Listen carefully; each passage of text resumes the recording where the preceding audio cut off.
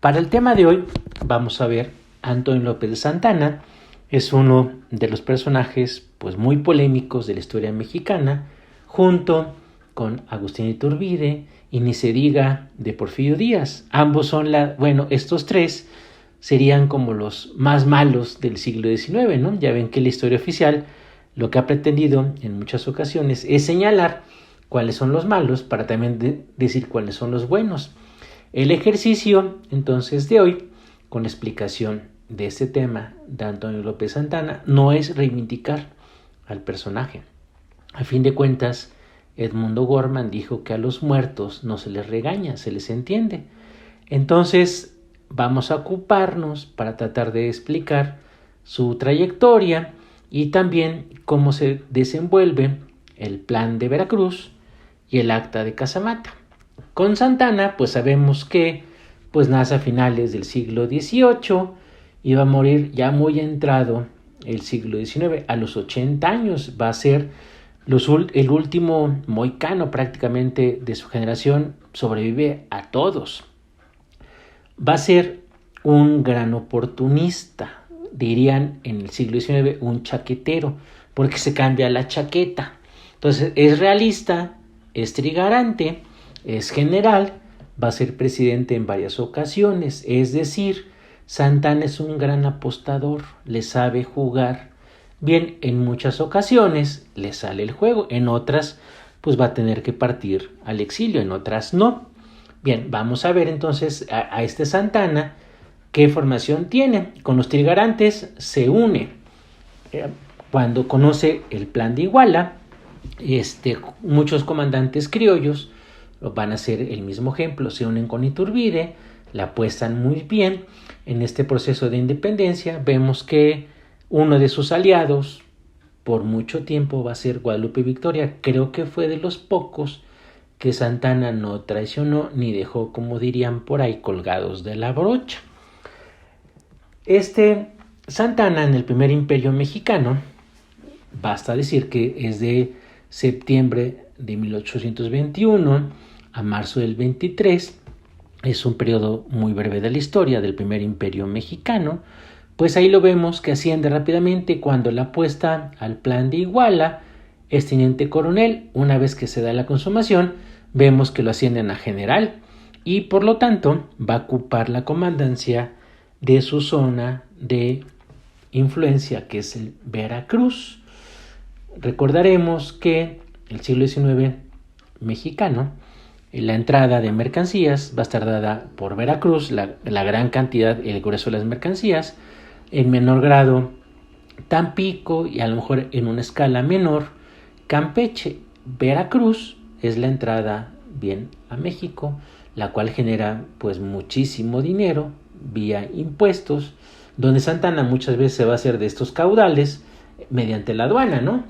Y vemos que durante este primer imperio mexicano, pues Santana va a mantener contacto con los trigarantes y va a tener una conducta política que se va a plegar a la mayoría. Por ejemplo, cuando Iturbide es coronado emperador, lo apoya.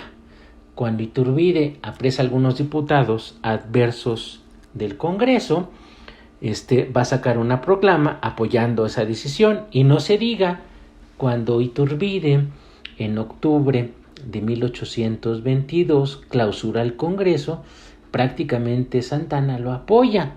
Hay muy buenos chismes también de Santana, ¿no? Porque dicen que es tan oportunista que Iturbide tiene una hermana soltera mayor que ellos. Hay que recordar que Santana, cuando se da la independencia, tiene a lo sumo 25 años, es muy joven. Y entonces pues va a estar, dicen por ahí las malas lenguas, rondando a la hermana de Iturbide, llamada Nicolasa, que tiene casi 50.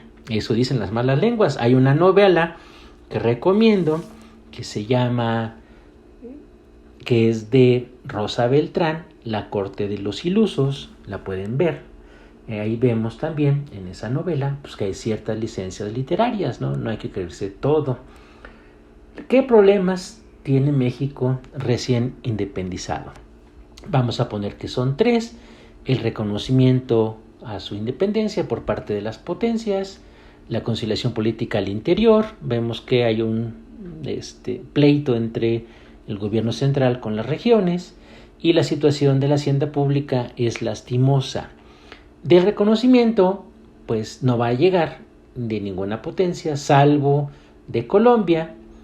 Sabemos que el Imperio Mexicano, la extensión es muy vasta, está desde los actuales Estados Unidos, una parte de lo que sería hoy los estados de California, Utah, Nuevo México, Texas, eso era parte del Imperio Mexicano. Al sur, pues vemos que México llegaba hasta Costa Rica, es decir, en ese primer Imperio Mexicano, el vecino al norte son los Estados Unidos y el vecino al sur es Colombia. Santa Anna se revela el plan de Veracruz, 2 de diciembre de 1822, por las suspicacias que levanta sus constantes entrevistas con el comandante español del último reducto que está en San Juan de Ulúa. Ese castillo todavía está en manos de los españoles. Va a haber muchísimas noticias, a lo mejor alarmantes, de que Santa Anna se entrevista con él. Entonces Iturbide viaja hasta allá, se entrevista con Santa Anna, se lo quiere traer a la corte mexicana. Santa Anna pues es ducho en esas conspiraciones, entonces alega que después lo va a alcanzar y que pues que no se preocupe, que allá va a ir, y cosa que no hace. Entonces da la vuelta.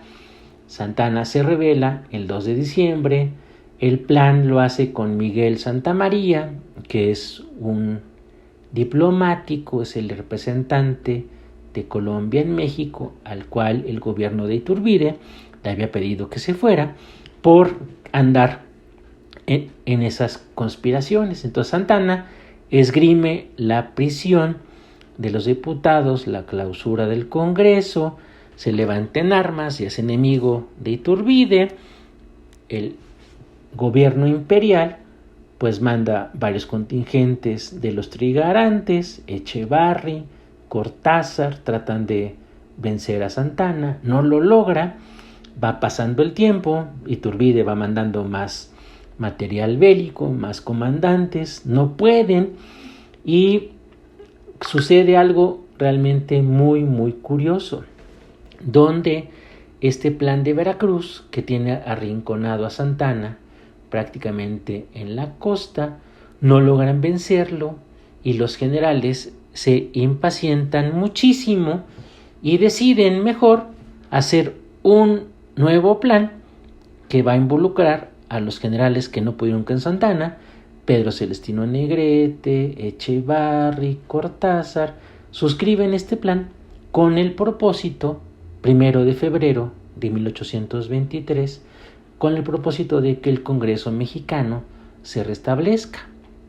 Va a ser un plan que a lo mejor llega en el momento oportuno porque muchas fuerzas políticas se suman a él, gobiernos locales, desafectos. Por ejemplo, sabemos muy bien que cuando Santa Anna se revela en Veracruz, salen en la noche los generales Nicolás Bravo y Vicente Guerrero de la capital a sus regiones, y pues vemos entonces que para febrero de 1823 el plan de Casamata es una realidad, suma muchísimos políticos, tendencias novedosas como los republicanos, también suma a las diputaciones provinciales y personajes como Santa Anna, Cortázar, Echevarri, Celestino Negrete. Yo creo que en esa situación Iturbide se haber quedado sorprendido, por tanto por el plan como porque no pueden vencer a Santa Anna, y para finales de ese mes, principios de marzo, ya las tropas del Acta de Casamata ya están en Puebla, por lo que mejor decide Iturbide pues decir, ahí se ven, abdica. Entonces vemos que el Acta de Casamata pues lo que logra es que este ejército imperial que combatía a Santa Anna pues fracase, pero como que logran ocultar mediante esa actividad del plan de Casamata esa inoperancia militar. Santa Anna y estas rebeliones, ¿qué supone? Entonces lo que vemos que aprovechó muy bien la situación política, la apuesta bien, aprende rápidamente esa lección fallida del plan de Veracruz, que logra pactar después una transición al acta de Casamata, donde pues va a haber una manera en que vencen. Entonces, del posible fracaso que pudo haber tenido Santa Anna con su plan de Veracruz, se une al acta de Casamata.